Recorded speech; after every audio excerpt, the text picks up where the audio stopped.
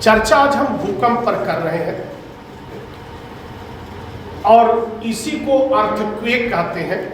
तो सबसे पहले भूकंप के बारे में बड़ा ही किसी ने बड़ा अच्छा ही कहा है कि जिंदगी गुजर जाती है एक आशियाना बनाने में और कुदरत उफ तक नहीं करती है बस्तियां गिराने में।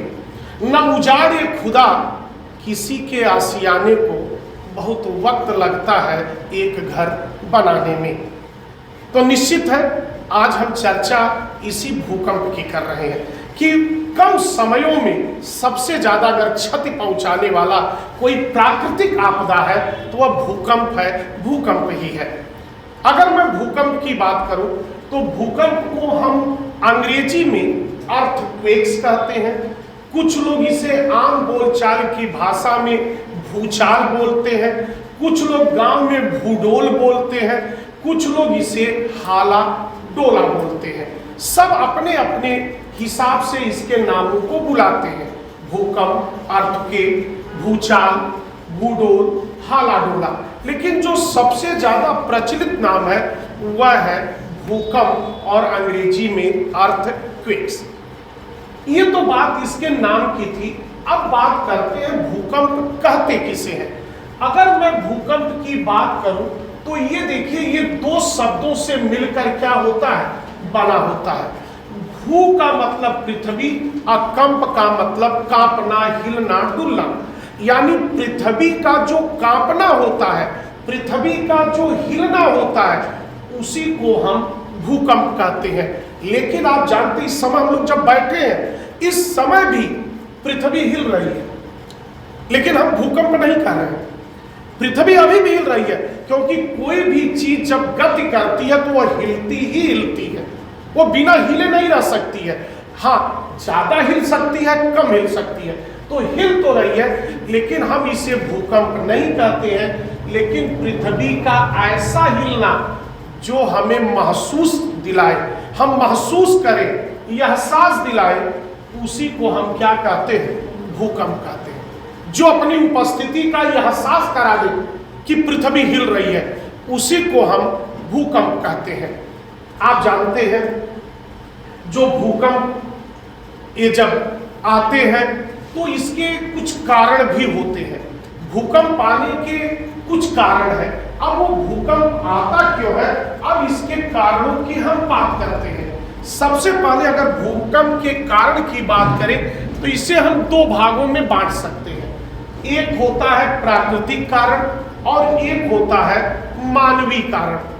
प्राकृतिक कारण में क्या होता है, जो ज्वालामुखी का उद्गार होता है।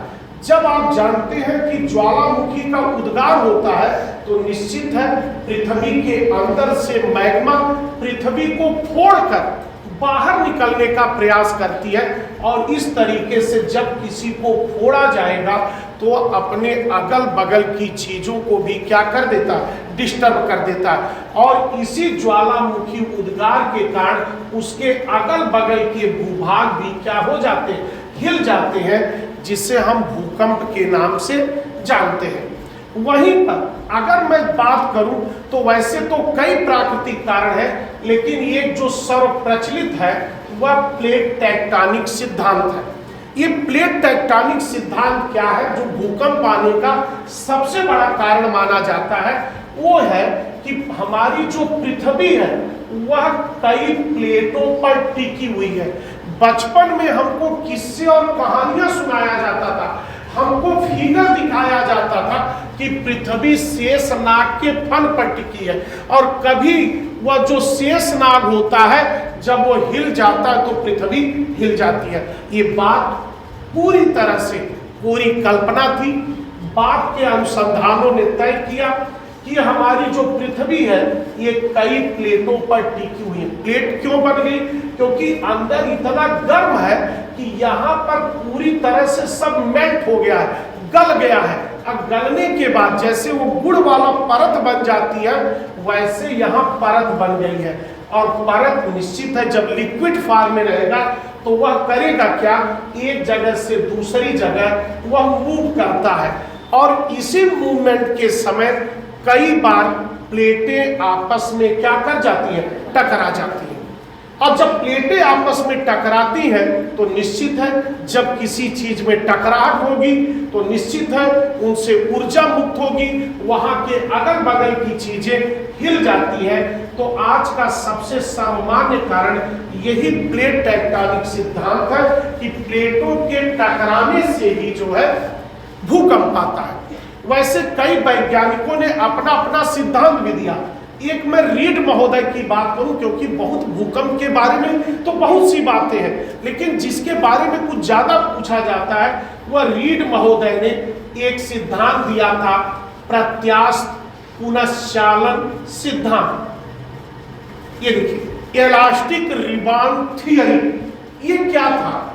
ये था क्या, ये कहते थे जैसे कोई रबड़ होता है, उसको जब आप खींचिए तो एक तनाव के बाद वो तनाव सहन नहीं कर पाता है और वह रबड़ क्या हो जाता है, टूट जाता है। इसी तरह ये हमारी चट्टानें हैं, इनमें खिंचाव होता है और खिंचाव के बाद ये क्या कर जाती है, टूट जाती है। और जब टूटती है तो उनसे ऊर्जा क्या हो जाती है, मुक्त हो जाती है। और इस तरह जब ऊर्जा मुक्त होती है तो वह बाहर निकलने का प्रयास करती है और धरातल को हिला देती है। ये बात एच.एफ. रीड साहब ने प्रत्यास्थ पुनश्चालन सिद्धांत में बताया। तो इस तरीके से प्राकृतिक कारण है, लेकिन अगर मैं वही बात करूं तो कुछ मानवीय कारण भी है, यानी हम भी जिम्मेदार हैं। वो जिम्मेदार कैसे हैं? पहला, हम जितने भी खनन कार्य करते हैं, हम खनन कार्य करते समय हम अंदर से पृथ्वी को क्या बना देते हैं, खोखला बना देते हैं। तो जिससे पृथ्वी अच्छे से बैठी हुई है उसमें डिस्टरबेंस आ जाता है, और कभी जब ठीक से नहीं बैठी रहती है तो उसमें भी डिस्टरबेंस आ जाता है और वहां पर भी भूकंप आने की संभावना बढ़ जाती है।